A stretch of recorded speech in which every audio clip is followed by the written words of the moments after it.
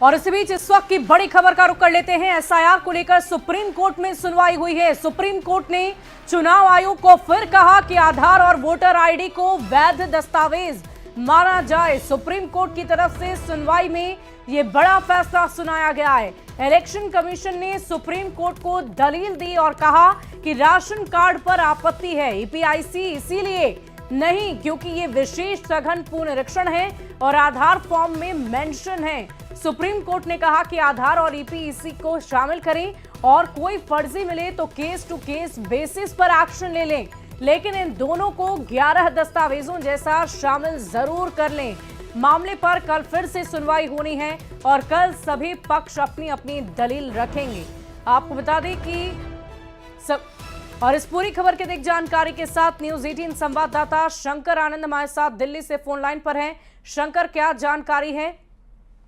देखिए, आज supreme court में काफी महत्वपूर्ण आज सुनवाई हुई है, लेकिन कल की अगर बात करें तो तमाम दलीलों को अलग अलग जो याचिकाकर्ता है, इन तमाम याचिकाकर्ता अपने अपने जो ये कहा जा सकता है कि किनको कितना वक्त देना होगा इस मामले में सुनवाई के लिए, तो कल जो है उनको टाइम तय होगा। इसके साथ ही अगली सुनवाई की वक्त मुकर्रर होगा।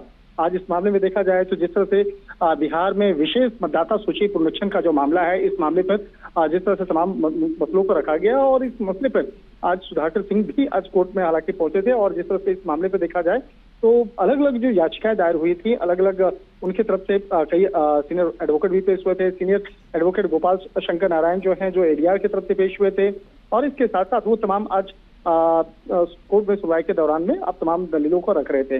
तो कल का जो वक्त होगा कल भी महत्वपूर्ण होगा। हालांकि इलेक्शन कमीशन के तरफ से जो सीनियर एडवोकेट हैं राकेश द्विवेदी, उन्होंने तमाम अपने दलीलों को रखा और उन्होंने कहा कि राशन कार्ड में बड़े पैमाने पे गड़बड़ियां हैं, इसलिए हम उसे स्वीकार नहीं कर सकते हैं।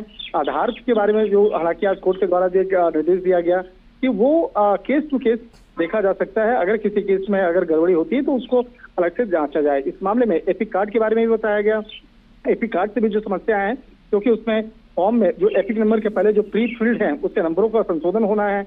इस मामले में हालांकि जस्टिस राची ने कहा है कि क्या आप कह रहे हैं कि कोई भी दस्तावेज निर्णायक नहीं है? इस तरह के जो सवाल जवाब आज किए गए हैं, तो एक तरह से कहा जा सकता है कि आज काफी विस्तार से सुनवाई हुई है, लेकिन कल की जो सुनवाई है वो भी कई मायने में बेहद महत्वपूर्ण होने वाली है। जी चलिए, बहुत बहुत शुक्रिया शंकर हमारे साथ जुड़ने के लिए, तमाम जानकारी के लिए।